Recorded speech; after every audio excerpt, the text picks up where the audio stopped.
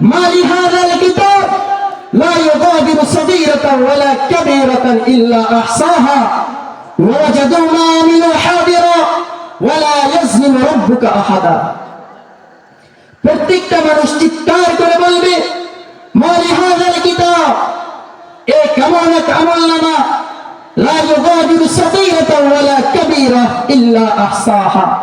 জীবনে যাহা কিছু করেছি, ছোট বড় সব কিছুর মধ্যে আছে, কিছুই বাদ পড়েনি। ওয়াজাদু মা আমিলু হাদিরা, দুনিয়ার সমস্ত কাজ যা করেছি সব আমলনামার মধ্যে বিদ্যমান রয়েছে। আল্লাহ পরের আয়াতে বলে, ওয়ালা ইয়াজলিমু রাব্বুকা আহাদা, হে দুনিয়ার মানুষেরা, তোমাদের সাথে আমি আল্লাহ কোনো জুলুম করব না, তোমাদের সাথে আমি আল্লাহ কোনো বিচার করব না। দুনিয়া থেকে কিঞ্চিত পরিমাণ যদি নেক আমল নিয়ে কবরে আসো, আমি আল্লাহ এর প্রতিদান তোমাকে দিব। আর যদি কিঞ্চিত পরিমাণ বদ আমল নিয়ে কবরে আসো, এর শাস্তি তোমার ভোগ করতে হবে।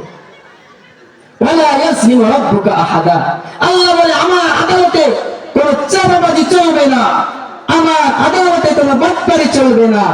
এটা দুনিয়ার কোন আদালত নয়। দুনিয়ার আদালতে বাটপারি চলে? কেমন বাটপারি চলে? যদি আমরা দুনিয়ার আদালতের দিকে লক্ষ্য করি তাহলে স্পষ্ট দেখতে পাই, বিগত 16 বছরে মানুষের উপর যেই নির্যাতন জুলুম করা হয়েছে, স্পষ্ট ভাবে আমরা দেখতে পাই। যেই সমস্ত উলামায়ে কেরামের বক্তব্য শুনে হাজার হাজার মানুষ বেনামাজি ছিল, তারা নামাজ পড়েছে। যেই সমস্ত উলামায়ে কেরামের বক্তব্য শুনে সুদখোর সুদ ছেড়েছে।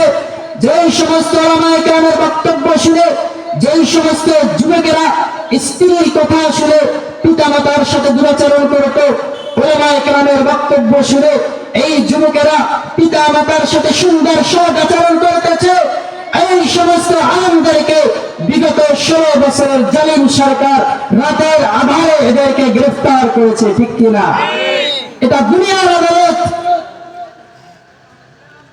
আলেমদেরকে যখন আদালতে উঠানো হতো, তখন তাদের হাতে হাতকড়া পরিয়ে, পায়ে ডান্ডাবেড়ি পরিয়ে, মাথায় হেলমেট পরিয়ে আদালতে উঠানো হতো। আর দুনিয়ার যত নাপাক যত নায়ক নায়িকা গায়ক গায়িকা রয়েছে, এদেরকে যখন আদালতে উঠানো হতো, তখন তাদের হাতে মেহেদি লাগিয়ে মুখে মেকআপ করে আদালতে তোলা হতো। এটা আলেমদের সাথে অন্যায় অবিচার 16 বছরের জালিম সরকার করেছে, ঠিক কিনা?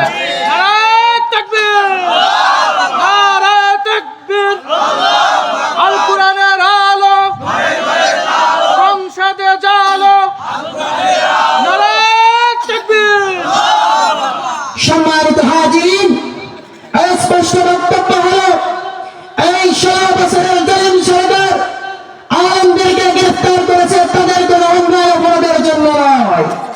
তাদের মূল লক্ষ্য উদ্দেশ্য ছিল এই বাংলার জমিন থেকে ইসলামকে বিলীন করে দিবে। যদি আলেমদের অন্যায় অপরাধের জন্য তাদেরকে গ্রেফতার করা হতো, তাহলে আমার দেশে যত চোর ডাকাত বা পর রয়েছে, আমার দেশের কোটি কোটি টাকা বিদেশ পাচার করেছে, ডাল চুরি করেছে, ডাল চুরি করেছে, বিধবা কাঠ চুরি করেছে, এদেরকে গ্রেফতার করা হয় না।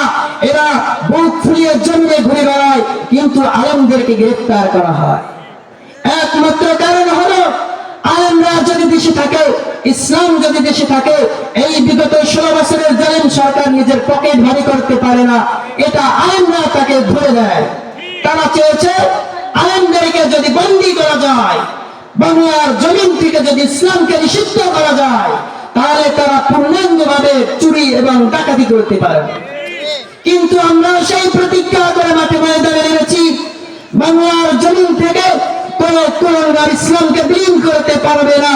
এই ইসলাম রক্ষা করার জন্য যদি মাথার ঘাম পায়ে ফেলতে হয়, যদি রক্ত দিতে হয়, যদি ফাঁসির কাস্তে ঝুলতে হয়, যদি জীবনের শেষ নিঃশ্বাস ত্যাগ করতে হয়, ফজলে রব্বি সদা সর্বদা প্রস্তুত রয়েছে। হে তাওহীদি জনতা, আপনাদের কাছে জানতে চাই, ইসলাম রক্ষা করার জন্য যদি কখনো জিহাদের ডাক আসে, কারা কারা তৈরি আছে? দুই হাত তুলে আল্লাহকে দেখা। ইসলামের শত্রুরা হুঁশিয়ার সাবধান, নারায়ে তাকবীর, আল কোরআনের আলো সংসদে জালো।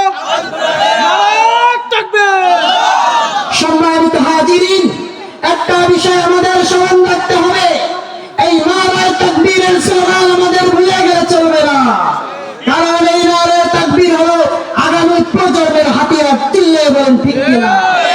কারণ বাংলার জমিনে যখন করে নাস্তিক ইসলামের বিরুদ্ধে কোন কার্যকলাপ বাংলার জমিনে বাস্তবায়ন করতে চায়, মুসলমান যখন ঈমানের বলে বলিয়ান হয়ে নারে তাকবীরের স্লোগান নিয়ে রাজপথ দখল করে, তখন এই কুলাঙ্গার লেজ গুটিয়ে পালানোর জায়গা খুঁজে পায় না।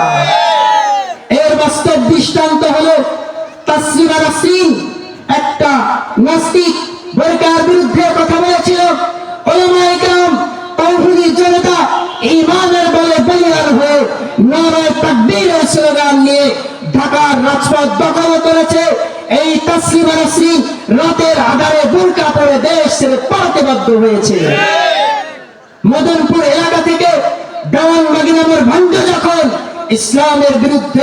ইসলামের বিরুদ্ধে কার্যকলাপ বাংলার জমিনে বাস্তবায়ন করতে চাইল, তাওহীদি জনতা যখন ঈমানের বলে বলিয়ান হয়ে নারে তাকবীরের স্লোগান নিয়ে রাজপথ দখল করেছে, এই দেওয়ানবাগী নামের ভাণ্ড মদনপুর এলাকা থেকে দেশ ছেড়ে পালাতে বাধ্য হয়েছে।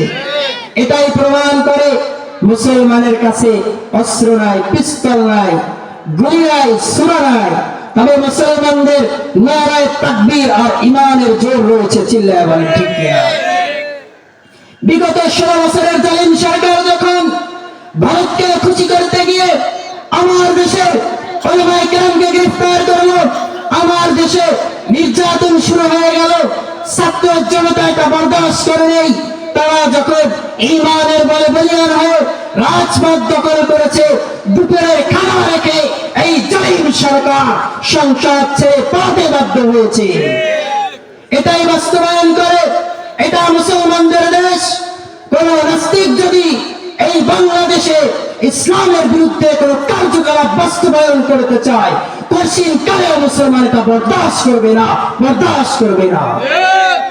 হে মুসলমান, আগামী ক্ষমতার চেয়ারে যারাই বসবে তাদেরকে আজকে এই মৌবত পশ্চিম পাড়ার মাহফিলের মঞ্চ থেকে কঠিন হুঁশিয়ারি করে বলতে চাই, জালিম সরকার ইসলামের বিরুদ্ধে কার্যকলাপ চালিয়েছিল, মুসলমান এটা মেনে নেই, তাকে বাংলার জমিন থেকে রুখে দিয়েছে। আগামীতে যারা ক্ষমতার চেয়ারে বসবে তারাও যদি কেউ ইসলামের বিরুদ্ধে কোনো কার্যকলাপ বাংলার জমিনে বাস্তবায়ন করতে চায়, তাওহীদি জনতা এটা মেনে নেবে না, তোমাদেরকেও রুখে দিবে ইনশাআল্লাহ। সম্মানিত উপস্থিতি, একটা কথা মাথায় রাখতে হবে, এই বাংলাদেশ 95% মুসলমানের দেশ। এটা বাংলাদেশ, এটা হিন্দুস্তান নয়, এটা বাংলাদেশ, এটা দিল্লি নয়, এটা বাংলাদেশ, এটা গুজরাট নয়, মুসলমানদের দেশ। এই জমিনে ইসলাম বিরুদ্ধে কোনো কার্যকলাপ আমরা বাস্তবায়ন করতে দেব না ইনশাআল্লাহ।